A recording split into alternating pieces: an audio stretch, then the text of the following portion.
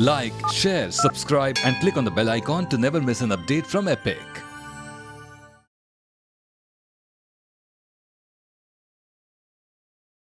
क्या आप जानते हैं स्पेस जगत की दिग्गज ऑर्गेनाइजेशन इसरो की कहानी केरला में एक छोटे से गांव के चर्च से शुरू होती है।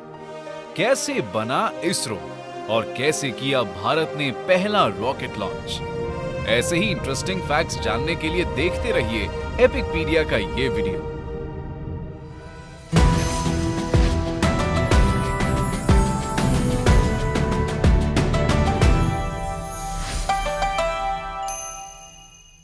नाइनटीन 1920s से कई वैज्ञानिक भारत में स्पेस एक्सपेरिमेंट्स कर रहे थे। इनमें प्रमुख थे एस.के. मित्रा, मेघनाथ साहा और सी.वी. रमन। हालांकि पहली बार भारत में ऑर्गेनाइज स्पेस रिसर्च का नेतृत्व दो वैज्ञानिकों ने किया, डॉक्टर होमी भाभा, जो फादर ऑफ एटॉमिक एनर्जी के नाम से जाने जाते हैं, और डॉक्टर विक्रम साराभाई, जिन्होंने 1947 में फिजिकल रिसर्च लेबोरेटरी की अहमदाबाद, गुजरात में स्थापना की।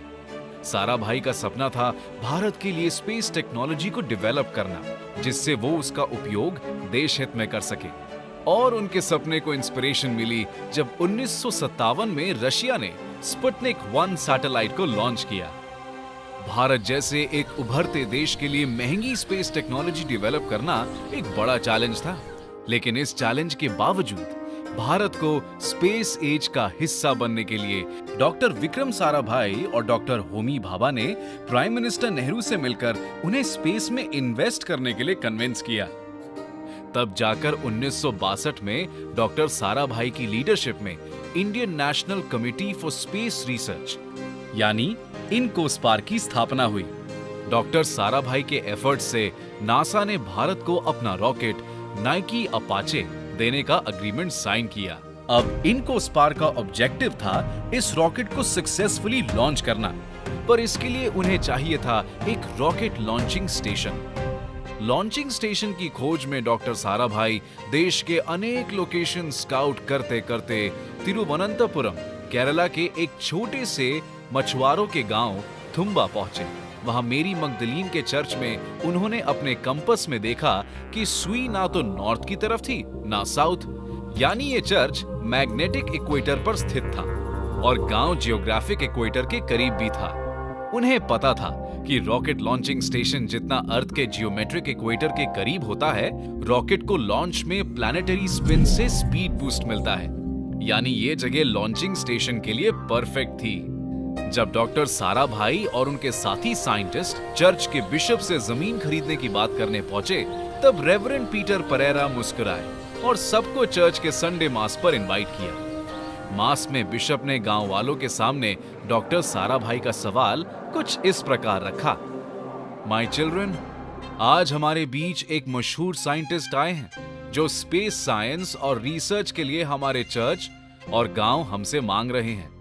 साइंस और स्पिरिचुअलिटी दोनों ही इंसान की प्रॉस्पेरिटी के लिए काम करते हैं। साइंस हमारी जिंदगी सुधारने की कोशिश करता है और स्पिरिचुअलिटी हमारा माइंड। यानी विक्रम और मैं दोनों सेम काम करते हैं। तो बताइए, क्या हम ईश्वर का ये घर इस साइंटिफिक मिशन के लिए दान कर दें? बिशप के शब्दों को सुन गांव वालों ने परमिशन दे दी और केवल 100 दिनों में गांव रीलोकेट हो गया। उसी चर्च में रॉकेट डिजाइन और असेंबली सेंटर बना। बिशप के घर में बनी स्पेस इंजीनियरिंग वर्कशॉप और चर्च की गौशाला में खुली स्पेस लेबोरेटरी, और वो गांव बना Thumba equatorial rocket launching station.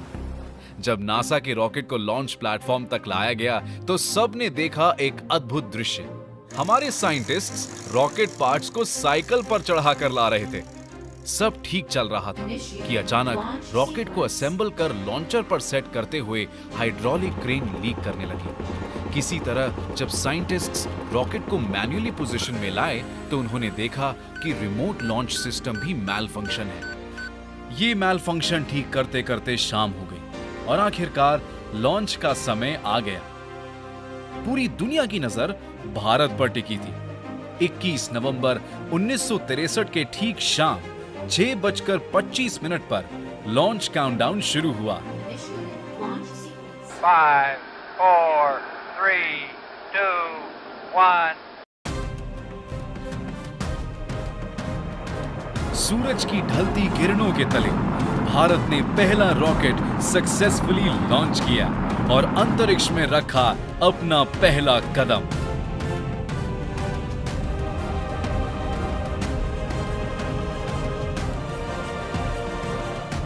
देश के 22वें इंडिपेंडेंस डे के अवसर पर 15 अगस्त 1969 में इनको स्पार्क को मिला नया रूप और जन्म हुआ इसरो का। इंडियन स्पेस रिसर्च ऑर्गेनाइजेशन एक ऐसी अनोखी ऑर्गेनाइजेशन जिसने चांद पर चंद्रयान भेज सबसे पहले पानी भी खोजा और मंगल पर मंगलयान भेज बनाया भारत को स्पेस जगत का सबसे शक्तिशाली खिलाड़ी।